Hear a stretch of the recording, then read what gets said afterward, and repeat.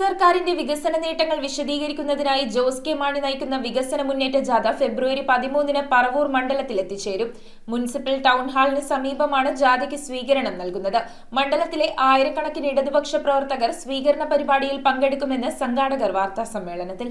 കേരള സർക്കാരിന്റെ ജനക്ഷേമ വികസന പ്രവർത്തനങ്ങൾ ജനങ്ങളിലേക്ക് എത്തിക്കുന്നതിനായി ഇടതുപക്ഷ ജനാധിപത്യ മുന്നണി സംഘടിപ്പിക്കുന്ന വികസന മുന്നേറ്റ ജാഥയ്ക്ക് ഫെബ്രുവരി 13-ന് പറവൂർ മണ്ഡലത്തിൽ ഉജ്ജ്വല സ്വീകരണം നൽകും. Kerala Congress M chairman Jose K Mani നയിക്കുന്ന ജാഥ പറവൂർ മുനിസിപ്പൽ ടൗൺ ഹാൾ പരിസരത്തെത്തും. ജാഥ ക്യാപ്റ്റനും മറ്റ് പ്രമുഖ നേതാക്കളും പങ്കെടുക്കുന്ന സ്വീകരണ സമ്മേളനത്തിൽ മണ്ഡലത്തിലെ വിവിധ ഭാഗങ്ങളിൽ നിന്നുള്ള ആയിരക്കണക്കിന് പ്രവർത്തകർ അണിനിരക്കും. വിവിധ മേഖലകളിൽ പ്രാഗൽഭ്യം തെളിയിച്ച പറവൂർ മണ്ഡലത്തിലെ തിരഞ്ഞെടുക്കപ്പെട്ട വ്യക്തികളെ സ്വീകരണ സമ്മേളനത്തിൽ ആദരിക്കുമെന്നും സംഘാടകർ വാർത്താ സമ്മേളനത്തിൽ അറിയിച്ചു. കഴിഞ്ഞ വർഷങ്ങളിലെ വികസന നേട്ടങ്ങളും ഭാവി കേരളത്തിനായുള്ള LDFന്റെ കാഴ്ചപ്പാടുകളും സമ്മേളനത്തിൽ വിശദീകരിക്കും. മുന്നണി ഐക്യവും സംഘടനാ കരുത്തും വിളംബരം ചെയ്യുന്ന ഈ സ്വീകരണ പരിപാടി വൻ വിജയമാക്കുന്നതിനുള്ള എല്ലാ ഒരുക്കങ്ങളും പൂർത്തിയായതായി LDF മണ്ഡലം കമ്മിറ്റി അറിയിച്ചു.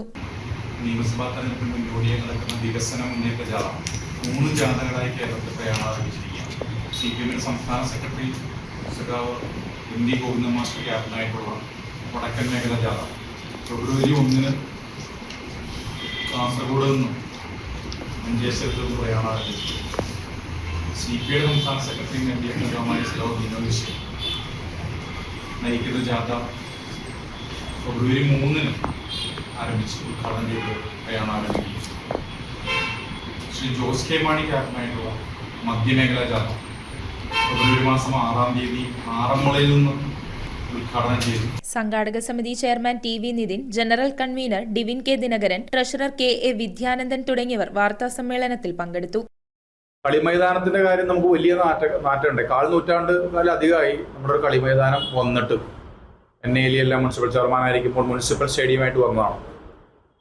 അവസാനം നിങ്ങൾ തന്നെ കൊടുത്ത വാർത്തകളിലൂടെ പറവൂരിൽ അറിഞ്ഞൊരു കാര്യം, ഉപജില്ലാ കായികമേളയ്ക്ക് പോലും വിദ്യാർത്ഥികൾക്ക് വേറെ ജില്ലയിൽ പോയി മത്സരിക്കേണ്ടി വന്നു. ഇരിഞ്ഞാലക്കുടയിൽ കൊണ്ടുപോയി, സ്ഥലത്തൊക്കെ കൊണ്ടുപോയി.